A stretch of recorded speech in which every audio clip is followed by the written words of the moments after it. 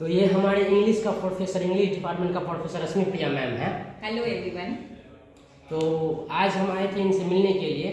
तो काफ़ी खुशी होता है जब मैम से हम मिलते हैं। तो आइए हम जानते हैं मैम से कि मैम आप कैसा महसूस करती हैं। It's my pleasure to have me students like you. आप लोग इतने ब्राइट हैं and you are full of potential, I always से।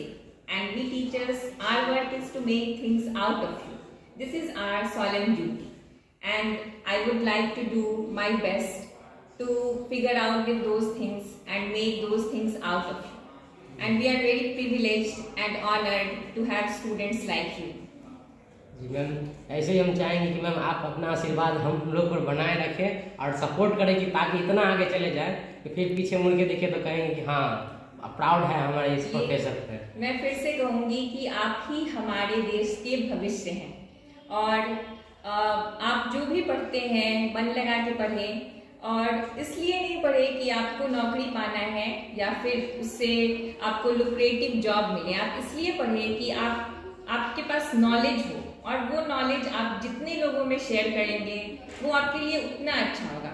क्योंकि सिर्फ एक नॉलेज ही है जो शेयर करने से बढ़ता है, ना कि कम होता है। मैम एक मैम क्वेश्चन है कि बच्चे लोग कहते हैं कि इंग्लिश क्यों पढ़ना चाहिए और इंग्लिश ऑनर्स क्यों लेना चाहिए। मैम इसके क्या पीछे इसके राज क्या है?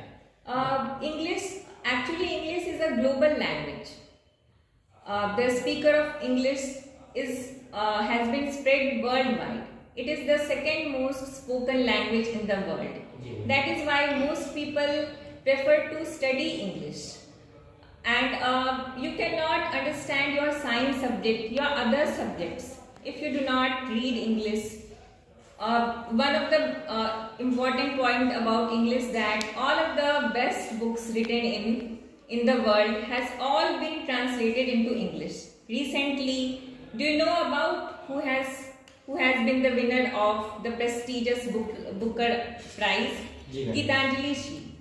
But her work was not known to everyone until it has been translated into English. So by learning just a language English, you can study or you can read the whole works written in the world. That is why they prefer to read English. Otherwise, English is quite useful in getting in corporative jobs or many jobs. They have one of the essential criteria as English. So in this way we can say that English is a global language and everyone should learn English, and more people have been encouraged to take up English as their subjects. Ma'am ऐसे बच्चे जो coaching effort नहीं कर सकते हैं, बड़े बड़े coaching effort नहीं कर सकते हैं, मैम उसको फटाफट इंग्लिश बोलना है तो वो अब क्या किस लेवल से अपना तैयारी कर सकता है, किस लेवल से प्रिपरेशन कर सकता है? उसके लिए थोड़ा मैम जो गांव के जो भी लड़के लोग हैं चाहे लड़कियां हैं, मैम उनको अफोर्ड नहीं कर पाता बड़े बड़े कोचिंग को, तो मैम उसके बारे में कुछ बताइए। खास करके हम चाहेंगे कि आप हिंदी बताइए जो कि गाँव के जो भी बच्चे सब हैं तो वो थोड़ा जानने के लिए। एक्चुअली मैं फिर से एक बार कहूँगी कि कोई भी लैंग्वेज वो ऐसा नहीं होता है कि यू लर्न दैट लैंग्वेज एक बार में आप वो लैंग्वेज पढ़ के सीख जाते हैं। इवन मैथमेटिक्स, आप मैथमेटिक्स अगर प्रैक्टिस ना करें you will soon forget the mathematics. Then it is the same thing applies with English too. किसी भी लैंग्वेज की लगातार प्रैक्टिस वो बहुत ज़रूरी है। इंग्लिश में पढ़ने के लिए आपको किसी भी कोचिंग की ज़रूरत नहीं है। Just subscribe a good newspaper. I would prefer The Hindu because ये The Hindu जो है वो उसकी इंग्लिश काफ़ी अच्छी है, उसके मटेरियल काफ़ी अच्छे हैं और आपको वो रियल मायने में नॉलेज देता है सही इंग्लिश के साथ। Because we can not rely upon all newspaper. ज़्यादातर न्यूज़पेपर में बहुत सारे एडवर्टीजमेंट्स आते हैं, आप बोर हो जाते हैं। लेकिन हिंदू जो है वो नॉलेज बेस्ड और इंग्लिश उसकी दोनों अच्छी है।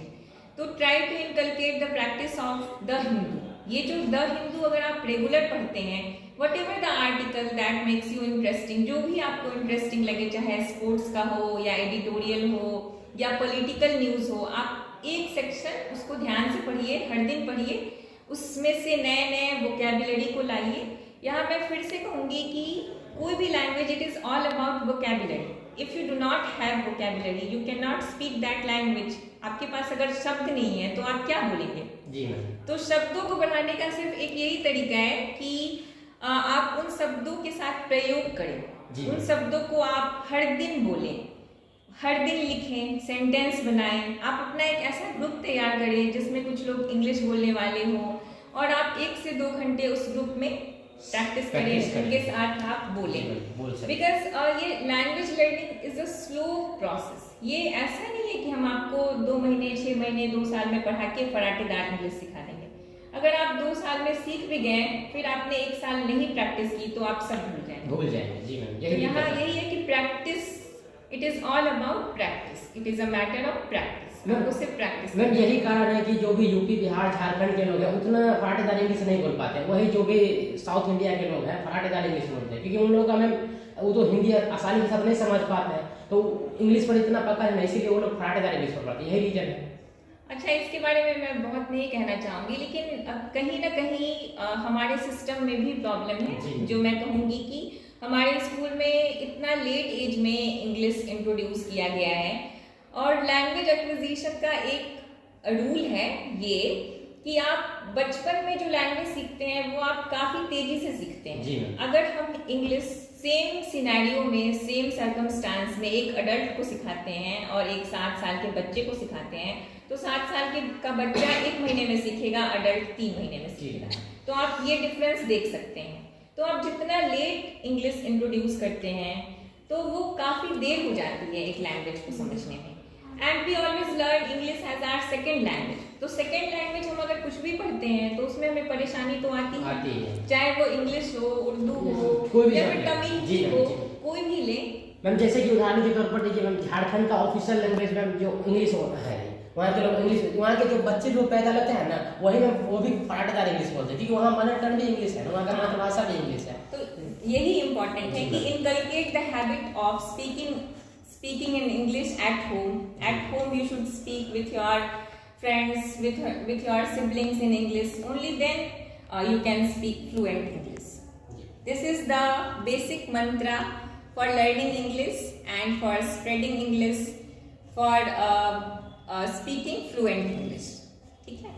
धन्यवाद मैम, आपने इतना ज़्यादा मैम बताया हम लोगों को लिए, और खास करके जो भी बच्चे कोचिंग एफोर्ड नहीं कर पाते हैं मैम, उन लोगों को काफ़ी दिक्कत होता था कि मैम हम इंग्लिश कैसे सीख सकें, क्योंकि यूट्यूब वगैरह में है ना मैम, उसमें समझने में थोड़ा दिक्कत होता है, और एज ए जो टीचर जो समझाता है ना मैम, उसमें थोड़ा अच्छा लगता है समझने में। इसीलिए मैम आपसे तो मैंने आपको मेन जो कहा कि आप एक न्यूज़पेपर कीजिए प्रिस्क्राइब, इससे आपको करंट अफेयर्स का भी नॉलेज मिलेगा, इससे आपको अभी के पैटर्न में इंग्लिश कैसे लिखी जा रही है उसका भी आइडिया लगेगा, और इससे आप अगर वो हर दिन 1 पेज ही आप पूरा पढ़ते हैं तो आप काफ़ी कुछ सीख जाते हैं। दूसरा, आप एक ग्रुप बनाइए जिसमें कम से कम 1 से 2 घंटे आप प्रैक्टिस कीजिए इंग्लिश बोलने का।